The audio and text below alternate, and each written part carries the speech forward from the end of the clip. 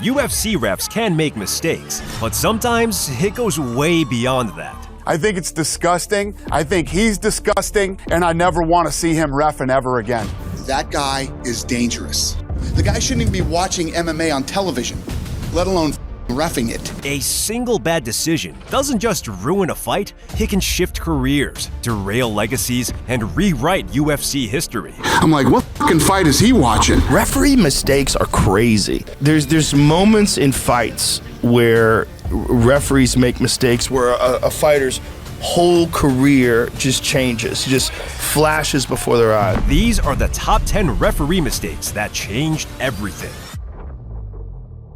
At number 10, we kick things off with an unforgettable controversy. At UFC 178, Yoel Romero faced Tim Kennedy, two rising contenders in a fight with serious title implications. The fight was close early, but that all changed in the final moments of round 2. Good right hand by Kennedy. Right uppercut. 2-3 uppercuts. Romero was barely conscious as he hobbled back to his corner. That's when things got interesting. Round 3 was set to begin, but Romero never left the stool. His corner stalled. Kennedy protested, but Big John McCarthy directed him to back off and allowed the delay to continue. Romero got an extra 28 seconds to recover, and it changed everything. When round 3 finally began, a refreshed Romero came out firing and finished Kennedy in less than 1 minute. Kennedy was pissed. What the f***?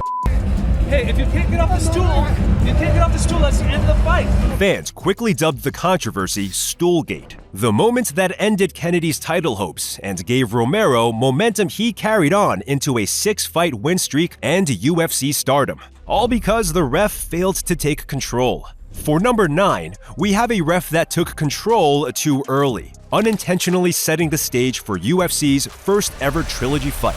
At UFC 61, the feud between Tito Ortiz and Ken Shamrock reached its boiling point. The hype was real. The pay-per-view numbers were through the roof. Fans expected fireworks. Instead, just 78 seconds into the first round, Herb Dean shocked the world. Ortiz landed a few elbows from top position, and Dean jumped in, stopping the fight. Shamrock exploded. He wasn't out. He was still moving, still defending. The crowd booed, and the controversy was instant. With fans furious and the rivalry unresolved, the UFC made a bold move, booking its biggest Trilogy fight ever.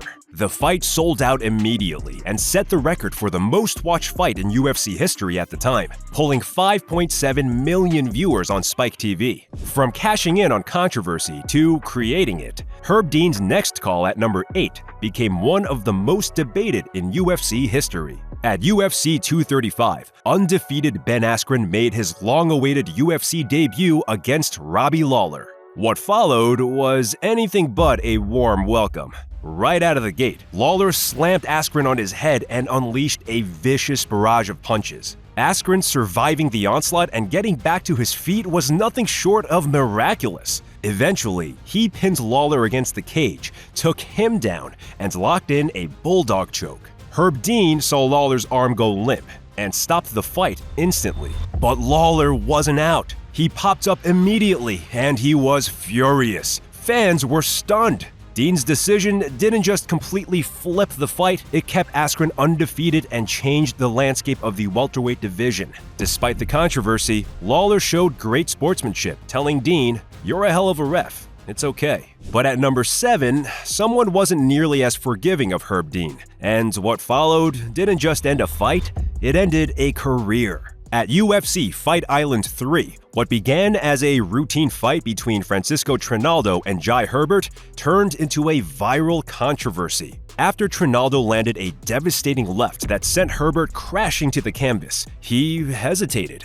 He believed his opponent was already unconscious. When referee Herb Dean didn't stop the fight, Trinaldo reluctantly delivered follow-up strikes to the motionless Herbert. That's when Dan Hardy broke every unwritten rule of commentary. Just effortless with that. What a knockout!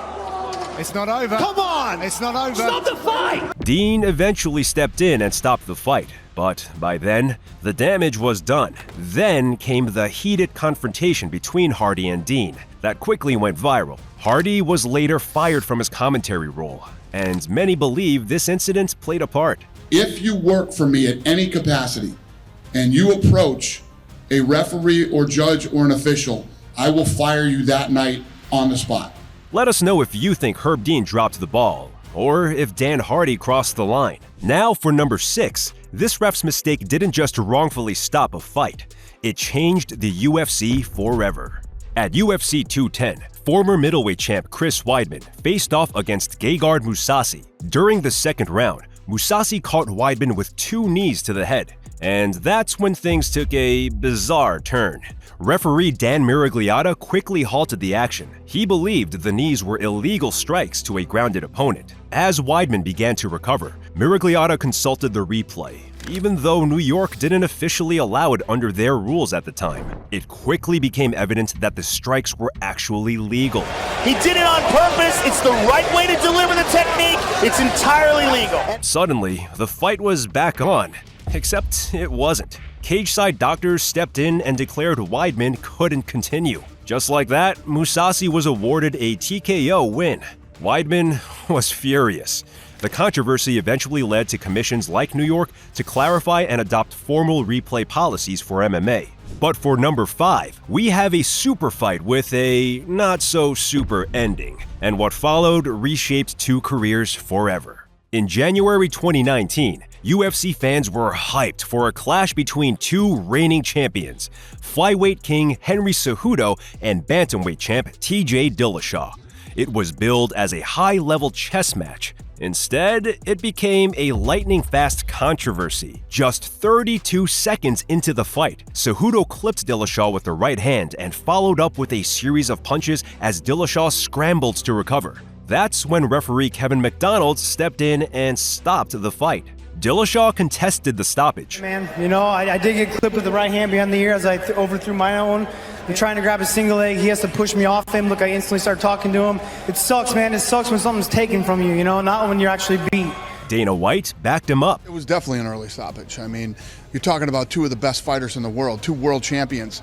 Let them win or lose the fight, you know what I mean? But 3 months later, the narrative flipped. Dillashaw tested positive for EPO. He was stripped of his title and suspended for 2 years. Cejudo, meanwhile, used the win to launch a legendary run, claiming the bantamweight belt and becoming a dominant double champ. What started as a questionable stoppage became a defining moment in 2 very different legacies. Now we're getting into the top 4, and believe it or not, the officiating gets worse, and the consequences hit even harder. At UFC 267 in 2021, referee Vyacheslav Kiselev delivered such a dangerously incompetent performance that officials pulled him from the event mid-card. Eliseu Zaleski dos Santos was demolishing UFC newcomer Benoit Saint-Denis with unanswered strikes. Saint-Denis was bloodied, barely standing, and yet Kiselev just stood there as commentators begged for the fight to be stopped.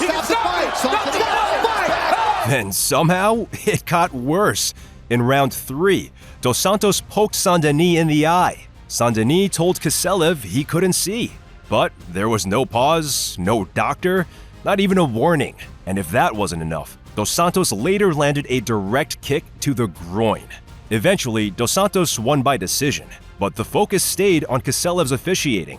The situation was so disturbing that UFC officials pulled him from the rest of the event.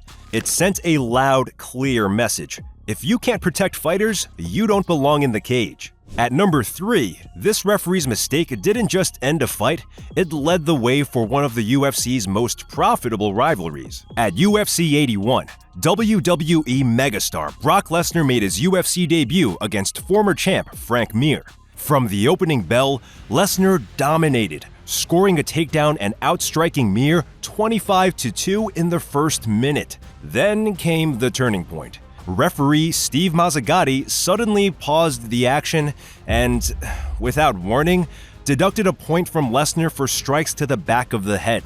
Replays showed that the shots were borderline at worst. The pause didn't just cost Lesnar a point, it allowed Mir time to recover. When the fight resumed, Lesnar rushed in, but Mir pulled guard and locked in a tight knee bar. Just 90 seconds in, and Lesnar's hype train was derailed. Dana White was furious, and even Mir admitted the pause gave him a major advantage. But this controversy created the perfect storyline: an unstoppable monster robbed by bad officiating and outsmarted by a veteran. When these two met for their rematch at UFC 100, it sold 1.6 million pay-per-views, a record that stood for nearly a decade. But our number 2 moment wasn't just controversial, it was catastrophic, triggering one of the biggest reforms in MMA officiating history. At UFC Fight Night 14, Anthony Johnson faced Kevin Burns in what was supposed to be a routine preliminary fight. Instead, it was a disaster. Throughout the fight, Burns repeatedly jabbed his fingers into Johnson's eyes. Despite the obvious fouls, referee Steve Mazzagatti gave only casual warnings. Then came the breaking point in round 3. Oh, he's landing some nice shots. Oh my goodness! Oh, Mazzagatti was warning him about it, and that's exactly what he did. So what do you do in this situation? Well, you got to take a point away or disqualify him. You have to. Exactly. What happened next left fans shocked. Instead of recognizing the foul, Mazzagatti ruled it a TKO victory for Burns. The damage was catastrophic. Johnson suffered a partial retinal tear, requiring immediate surgery. Despite clear video evidence, the Nevada State Athletic Commission refused to overturn the result. This single incident led to Nevada's adoption of instant replay and changed the UFC's rules regarding eye pokes. If number 2 was painful to watch, number 1 is downright disturbing, and it left fans, fighters, and Dana White furious. At UFC Fight Night 125, the world watched in horror as a mismatch turned into a catastrophe. Valentina Shevchenko, an elite striker with championship pedigree, faced UFC newcomer Priscilla Cachoeira in one of the most lopsided beatdowns in UFC history. From the opening bell, Shevchenko unleashed a brutal assault, landing clean shots at will, while Cachoeira could barely respond. The numbers told the gruesome story. Shevchenko landed 230 strikes to Cachoeira's 3. As blood poured down her face, referee Mario Yamasaki just stood there, watching the beating continue. He refused to intervene.